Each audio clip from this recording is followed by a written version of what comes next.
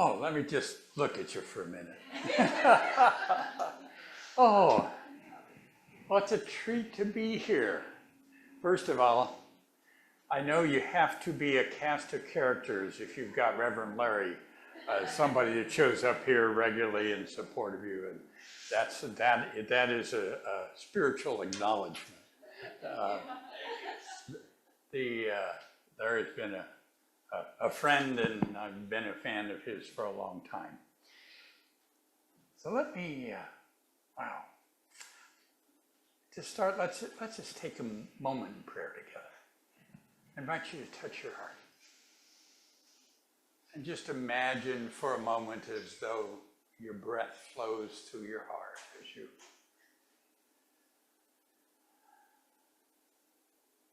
just focus your attention in that area.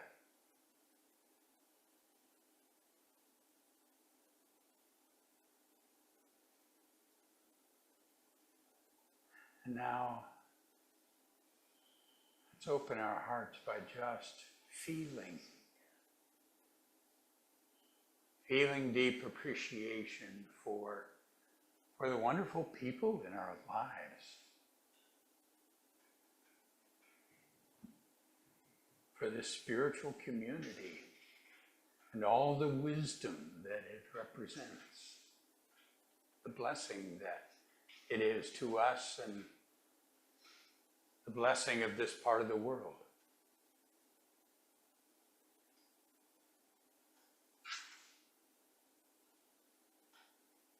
And in that deep feeling of appreciation and love, we know that we are open and receptive. And that flow of infinite wisdom that opens us to truly touch our oneness flows through us now. And it is so. Amen.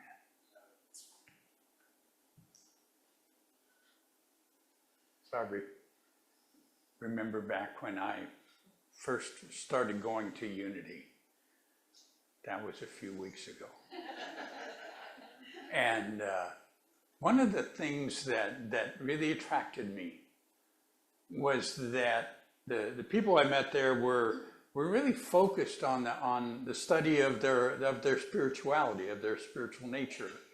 And in a sense, what I learned there was that it was possible to deepen that spiritual connection, to bring more of this infinite presence. They're very different than we often find in our normal thought and experience, but that we could bring this into, and it impacted our lives. And Unity used to call itself practical Christianity. I think that was part of the focus, was that, wow, you could really connect with a spiritual self, and it made a difference. And so I know a lot of my kind of awakening has come at points where I wasn't connected. Now, I know you are prayers and meditators, and you're always connected, but you may know someone who hasn't been for a moment. And then they might have shared that with you, and you know, that tension, that frustration, that, or when you're talking about those other people,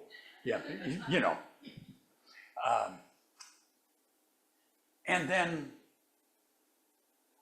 there have been times when you have been in a very different place, when you've really felt that connection, and in your interactions and your thoughts, there was a peace, there was a beautiful peace, a knowing that was there. Have you had that? Yeah, it's a beautiful experience, isn't it? And it's as though the things that unfold seem to flow through what we do. Wow. Connected and not connected. There's a real shift. And I know part of my search through some 40 years in Unity ministry has been to understand that. Maybe the best way to share that shift is to go to an experience. So I want to share with you the experience of my son. His name is Peter, And Peter and his wife, Julia, had just moved to LA, and they were, trying to put their lives, get jobs, have things come together, that kind of early couple struggle in a new place. And so Julia came home one day, and she was very excited. She'd been doing some temp work and at a financial services company, and they'd offered her a permanent position. And so, it held the financial goals that they had. And so beautiful opportunity, and she was very upset.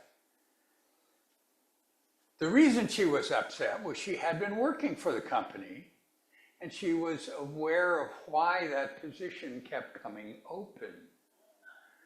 She could see firsthand the dysfunction in that group of people. So here she was offered this job that nobody in their right mind would want. And so should she take it, should she not? What was going to happen if she didn't? And, back and forth. And so as she tried to think of it, she got more and more upset. And pretty soon it began to trigger anxiety patterns that she had to deal with when she was younger. And so Peter's sitting there, and here's his wife sharing this stuff, but getting more and more upset and anxious and worried. Now, Peter knew what to do to help her. Okay, when my wife and I were on the staff at the HeartMath Institute, Peter lived there with us, and he went through a number of their trainings. He knew that when you're stressed and in that anxiety, it takes about 2 minutes to change your body so that it's not doing that anymore.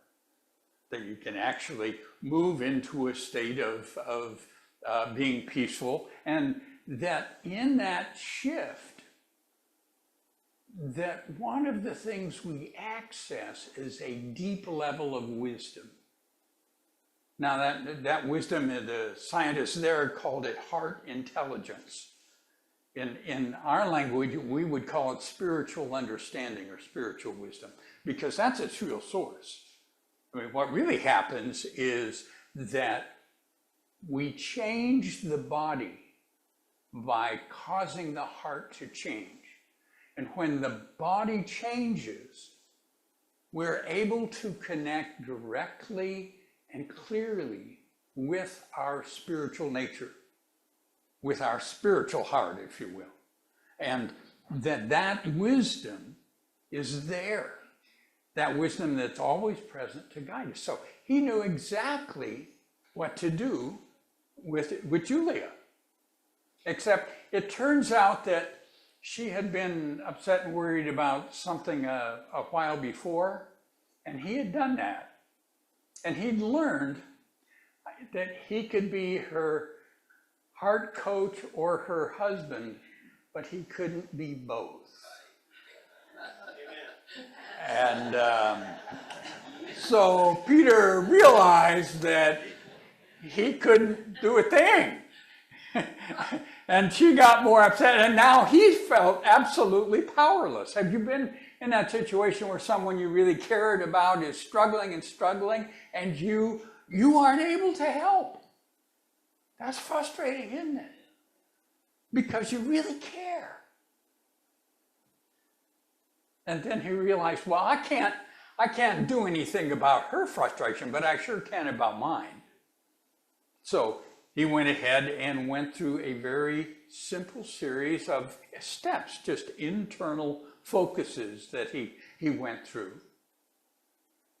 And then he was sitting there, and he realized that he was at peace. Now, Julia was still very upset, but Peter was at peace. And he knew what to do.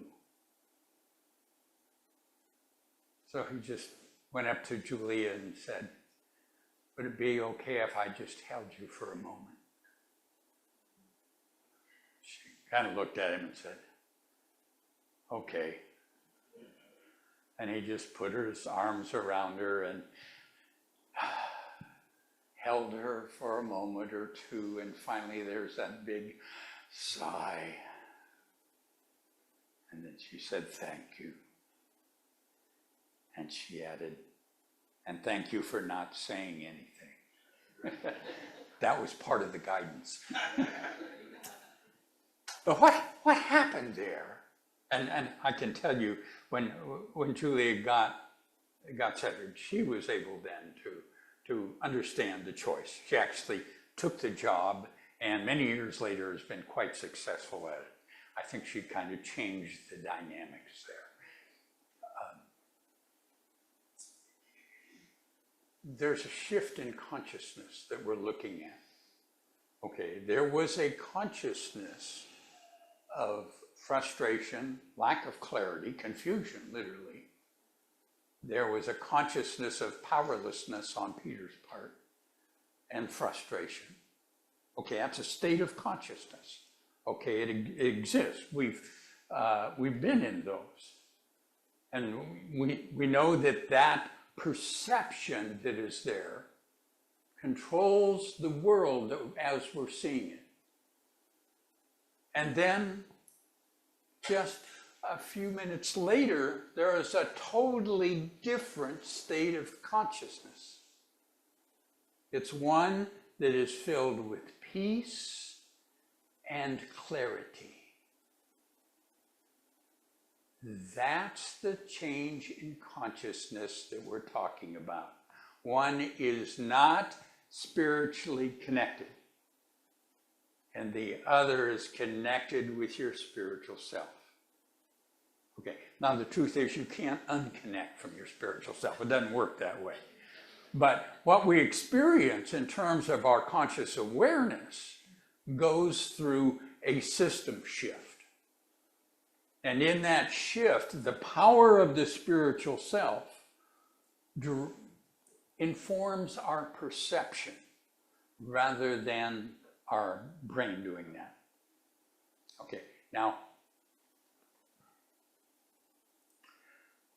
you may not remember, but back when you were going, okay, I think I'll incarnate into one of those human being bodies. Remember doing that?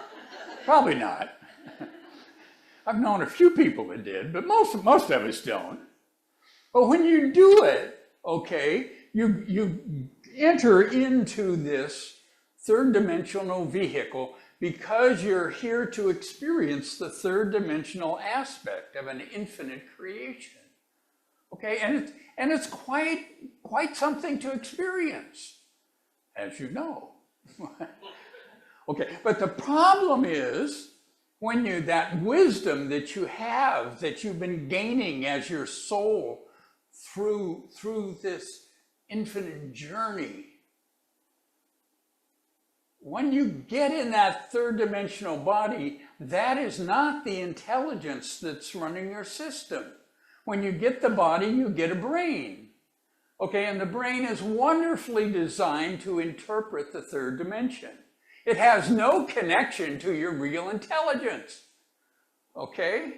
It goes off of information and data that comes in and is stored through messages and experiences and emotional ups and downs and mom and dad and sisters and brothers and teachers and all those things. They create the data that your brain runs off of. And we know that, and it's a wonderful thing for the third dimension. But it's not very wise because it does not access the true wisdom of your soul.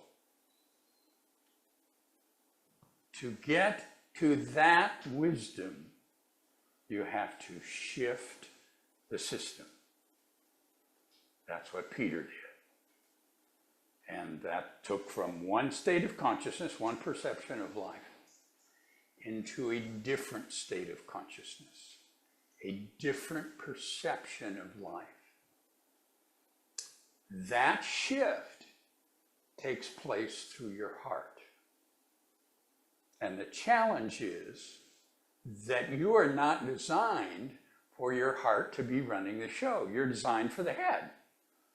Okay, that's the agreement when we come in. We get this instrument and we teach it and fill it and educate it. And some of us overeducate it. Okay, but here we are.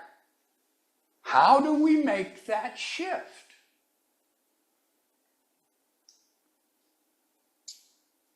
Well, we know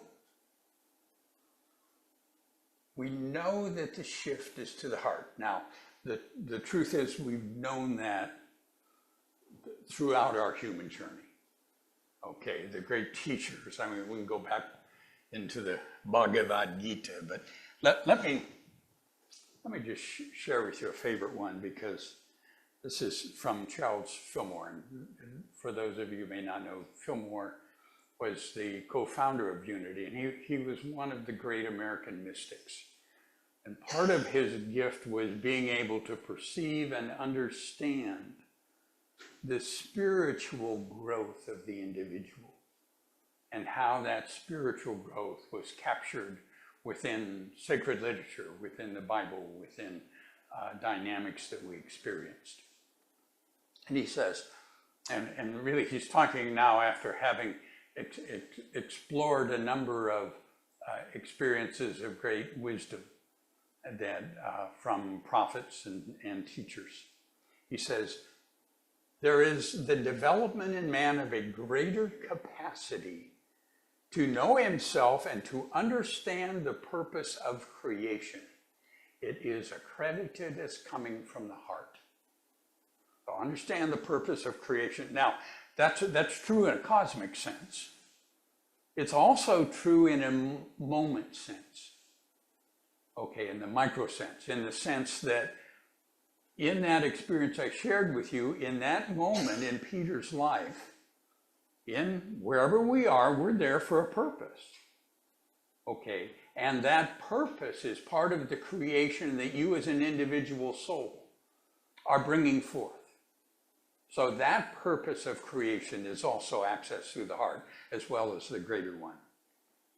And then, to put it in another context,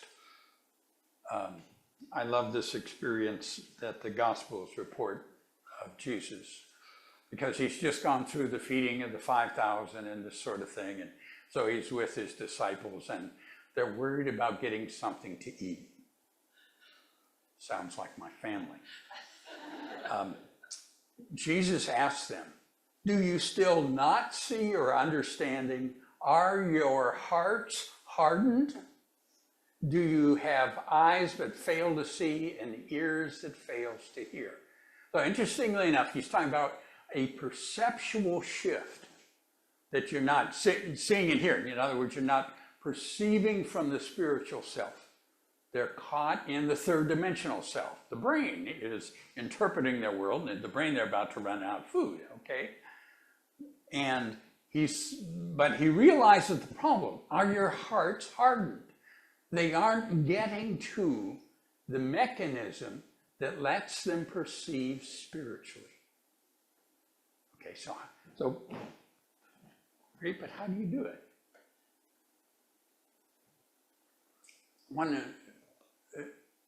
The directions from this scriptures are beautiful and vague. And that's partially because they had very little understanding of the body and how it works. You know, the scriptures don't come from scientists. They come from kind of mystics that interpret symbols and revelations into language that probably got mostly mistranslated. So that's what we get. So I really love going to the scientists.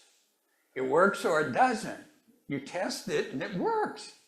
So part of that, which was one of the things that took me to the Institute of Heart Math, because Heart Math is a scientific research organization, and I was the first clergy to come across them, and I realized, whoa, they were looking at something that I was talking about, but they had some data. So what they realized is that there is a point at which our hearts change. Okay, where our hearts go from a pattern that is disordered, incoherent, into a pattern that is ordered and coherent. Now that's a nice change for the health of the heart. But the truth is, when that change happens, it transforms the whole being. It changes the brain. It changes how the brain thinks. It also changes the emotional part of the brain's reaction. So that the part of the brain that sets up your reaction, the frustration, the irritation, actually changes and moves to a state of emotional balance. So you aren't frustrated, you aren't stressed. And what happens is when that change takes place within the body, we begin to experience the presence of the spiritual power and wisdom moving within us at a whole new level. That's the shift. That's the shift that Peter went through. It is very simple, but it's very specific. Okay? And the wonderful thing is, you don't have to have any particular belief system. You know, it works for people who believe, who don't believe, and who believe something absolutely different. Because it is a biophysical shift that is at the basis. And then what we experience is part of what's there, the spiritual self, because it moves through the heart.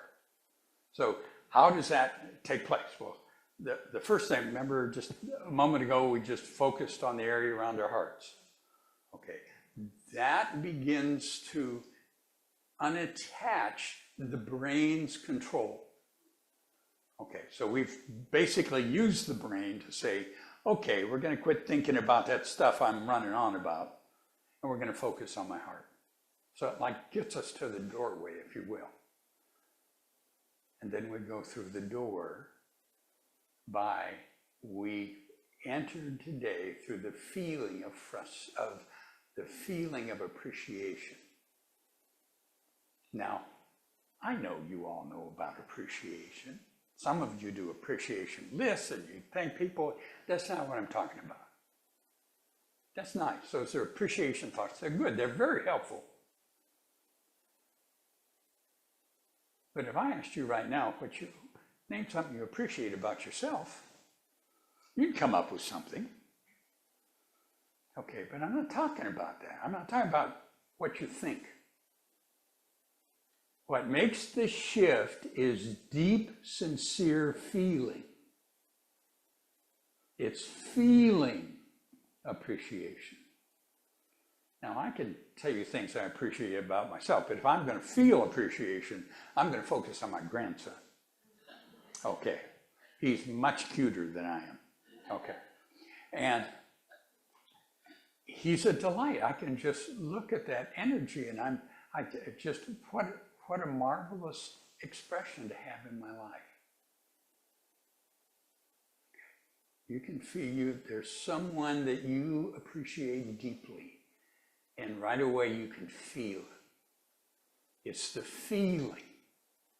Now the feeling of appreciation is a very specific feeling. I mean, if both of you feel it, you feel something very similar. Okay. The feeling that causes the transformation is the feeling of love. So we're going back to what Jesus kept telling us over again and over again. He didn't tell us to get in your heart and get in your heart, except to the disciples there. What he really told us was how to do it. Love, love, love. That was his repetitive message, and often it kind of gets lost. But that was what he was saying to us. And that feeling. Now, appreciation is a feeling that is a part of love. Okay, there are other feelings that are part of love. Care. Okay, if you feel care for someone, that's you know, that's part of feeling a love feeling towards them. The feelings that comprise love, when felt sincerely, cause this shift. The easiest and most powerful to get to quickly is appreciation. Okay, so that's what we use, but basically, that's enough. That'll do it. That will cause the shift. Let me share another way that I learned that. Back when we were working at HeartMath, we were in the Santa Cruz Mountains, which is just filled with gorgeous redwood trees. And the mountains, little dirt roads that go up to houses there. And the challenge with living there is you have to get the kids out of the house, into the car, down the dirt road to the main road to catch the school bus. Okay, well, every morning we got ready for school by reciting an affirmation. Hurry up or you'll miss the bus. Okay, we recited it diligently, and those of you that work with affirmations, guess what happened? We hurried down that little road and we got there and the bus had gone. Now, the other thing about living in a redwood forest is you can't catch up with the bus. Those roads don't work that way. So we were stuck. Here I've got these two kids have to get to school. I have to be at work in a very few minutes. And so I'll say I'm a little frustrated and kind of minimize what was really going on because they knew and they just didn't get it together and do their stuff, and that as kids will anyhow. So I thought, well, I studied those parenting things and thought, well, they should experience the consequences of their choices. So make them walk to school. But it was 8 miles, so that wasn't going to work. Okay, well, I couldn't take them because I had to be at work. So there was no answer. And so I'm sitting there, I'm very irritated at them, frustrated with the problem that's in front of me, which isn't solvable. And then I remember, I'm going to work at this place where you teach you that you can stop your stress. I think, well, I'd like to do that. And it only takes a minute or two, and a minute or two is not going to make a big difference in this morning. So I went ahead and went through the step. Now I started just like you did a little while ago, touch my heart. Just imagine to breathe through my heart, just to focus my attention there. Then I went to the feeling of appreciation. Now I can assure you I was not feeling appreciation for the children. It's the feeling, not what the focus is. But I'm sitting there under all these gorgeous redwoods. I can appreciate that. Okay, you look up at these trees and you can't help but go, wow. And it's in the morning, the way that sunlight just kind of comes through. Wow, it's beautiful. It took me a moment to really focus and let myself feel it. And the interesting thing was I'd worked with this long enough that I was very aware when I could really feel that appreciation. I could feel a shift within the body. And if you do this, I'm sure you're able to do that too. And then I asked for a more effective response. Just asked my heart, asked the spiritual presence that flows through my heart for a more effective response. And it was very clear. Okay, first of all, I was at peace. I no longer felt irritation with the children or the situation. Furthermore, I actually felt connected with the children. One of the things that happens when your spirit moves is it takes you from separation to connection. Okay, so I felt connected with them and a real understanding of their world, which was extremely stressed and frustrated at this point. I also knew what to do, clearly. I had been working very diligently for these people for a number of years. Okay, showing up on time every day. If I got there late that day, the world would continue and my job would as well. Okay, it was not a big deal.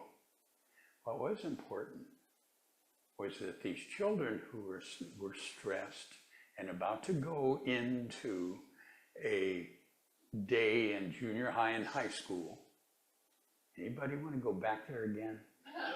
No, that's a stressful world, folks. And that they could go into it connected and not stressed, but feeling good. That was important. So one of the things that my spirit did was clarify what was important and what was not. Okay. And it did that connecting to what were the true values of my being, the values that brought my soul into this journey, not what my head had decided was the important things. It was a very different experience.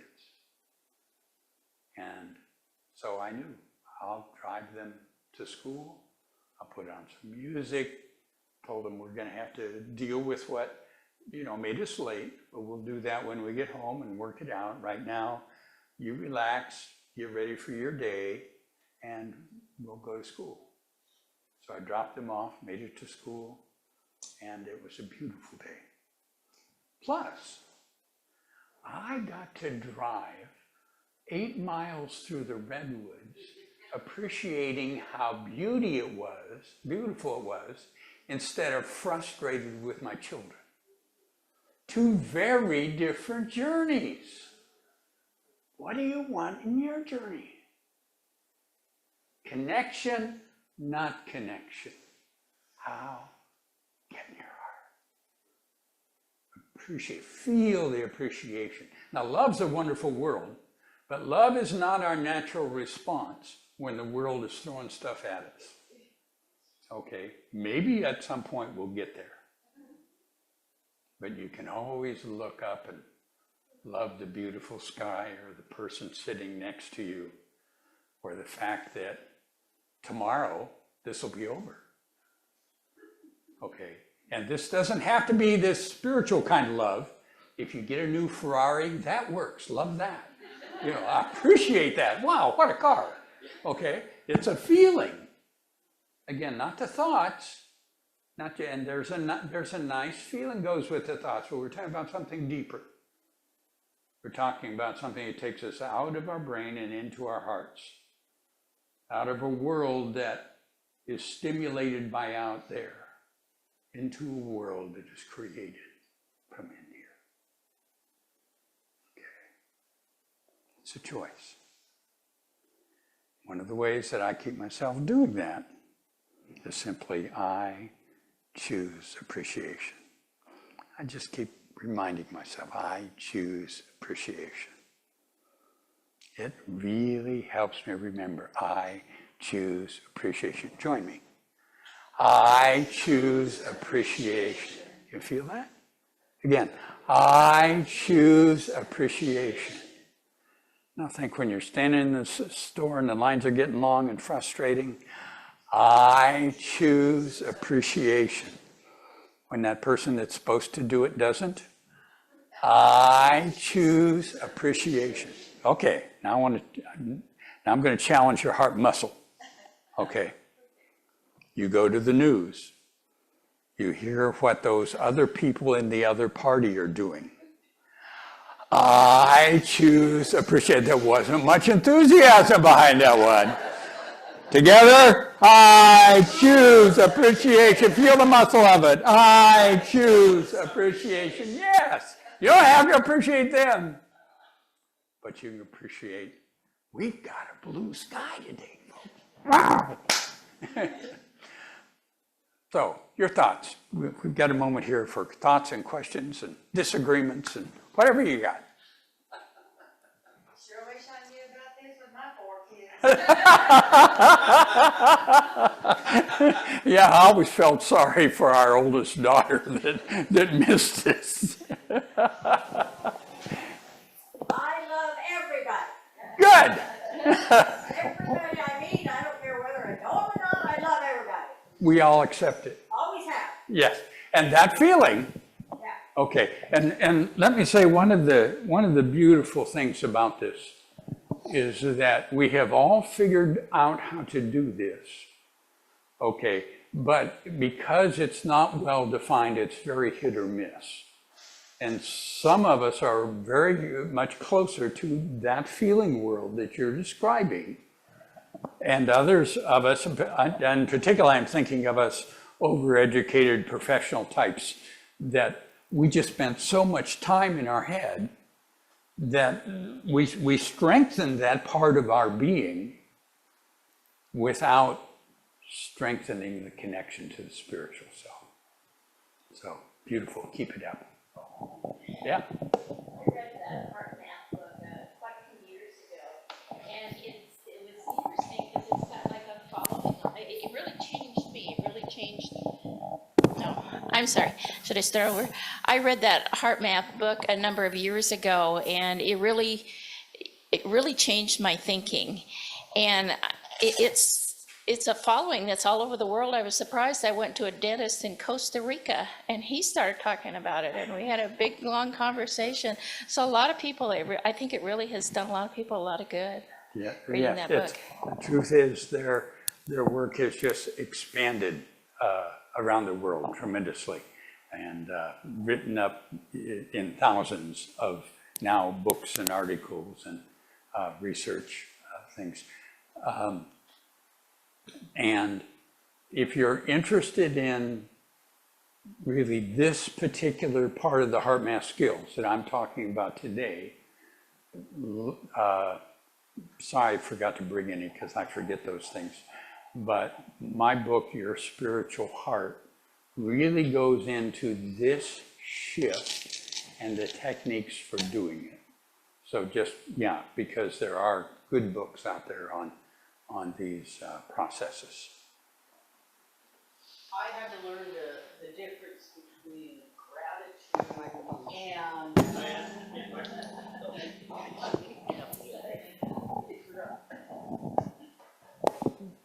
Good morning, by the way. I write in a gratitude journal every day, and I had an experience learning to feel appreciation versus gratitude. Yes. There's a big difference, and when I feel appreciation, I take care of the things that I appreciate. Yes. Yeah. And takes there are different feelings. Gratitude, gratefulness moves us more inner. Appreciation is like, thank you. You know, it's a different energy. They're both part of the heart, but part of the power of the appreciation is that it activates that spiritual flow. Thank you. I just want to share a little bit of a funny story. I had raised 3 adopted sons in a big old log house that didn't have power, and so we were living an 18th century lifestyle on a 20th century schedule. And those boys, when I had to hurry them up to meet some deadline somewhere, my youngest son, and my partner will appreciate this because he's a very unique thinker, but my youngest son would move slower and slower. And I thought, is he doing this on purpose or is it subconscious? You know, whatever it was, but it was dramatically a response to my, hurry up, we got to get going, you're going to be late for school, whatever it was. And we had lots of excuses for why we couldn't stay on schedule in that lifestyle, but it was very funny to think back now of the 3 boys, he was the one that would be the most challenging. So it was just part of that. Yeah, I wish I'd had this then. That would have been a big help. So it does remind me of an experience where my daughter, so we've got these two kids in, middle school, early high school. And of course, part of this struggle in the morning was the bathroom space. And my daughter would do that to the son, hurry up, you're taking too long. And so I actually taught her this technique. And she did it, and she realized he would take longer. So she just stood by the door and was silent. And he didn't slow down, and she got in. And then she shared that with me. But let me say, your spiritual self is extremely practical. Okay. Yeah, yes. So I have a situation that's going on at my house, and I keep trying to figure out how I'm going to appreciate something that just kind of overwhelms my yard. I live within hearing distance of a shooting range. And so to get to the appreciation part of this, should I actually just remove myself from the situation? So Is that an option? one of the things is, with the appreciation, you do not need to appreciate the stimulus. You simply need to get into the feeling so that your heart is coherent and changes your body. So you have access to the wisdom that helps you know how to respond. So you're not going to appreciate the sound of the shooting range. That's it. So taking care of yourself by appreciating something completely different. So just like in that car, I was not appreciating the children, but I could appreciate the beauty of the trees. And if this is a very strong recurrent thing, I would add another skill in there. Another way to feel the transformative feelings is to go to a memory of something that you really appreciate, something that was just so powerful that you remember that. It almost takes your breath away, because that's part of that flow of spirit. When you hit that beautiful memory of that moment that you just appreciated, the memory is past, the feeling is present. So you're in a present day, present moment feeling that transforms the body, and then you have connection. So that's where you then can get your spirit guiding you how to effectively respond. Thank you. All right, so I just want to share something, but I have to ask everybody here to agree to a vow of silence for what I'm going to say.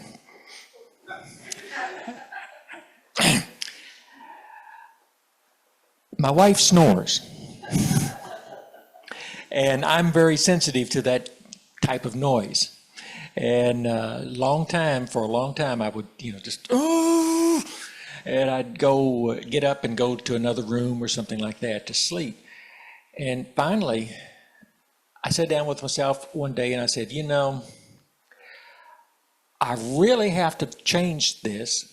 And one way to do that is to think, I really appreciate the fact that my wife is alive and here, lying next to me, and that she's there where I can really enjoy her and love her and everything. When I did that, the snoring never bothered me again. yeah. That and a pillow over my head. So I want to tag in there, because a part of this that we did not go into is we just looked at the change of direction, the sense of understanding what to do. Because this is the flow of your spiritual self, when you feel that appreciation and you focus upon the need that is there, okay, the shift is not an idea. It is actually a new state of consciousness that has already moving through you because of the power of your spirit. That's what you're acknowledging to us. that the change was not just, I can think about this differently, because you can think about it and all you've got is an argument in your head. Okay? It's the change of perception. You are now viewing it differently, and you have been moved by your spirit. You've actually been moved deeper into your spiritual self, and the you that is showing up is wiser and connected in a different way. So with that, let's close. Keep that choice going. Choose appreciation.